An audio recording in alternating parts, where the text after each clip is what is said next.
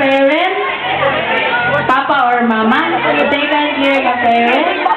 Then third year ka parent po? O fourth year ka parent? Tagsa kada year level?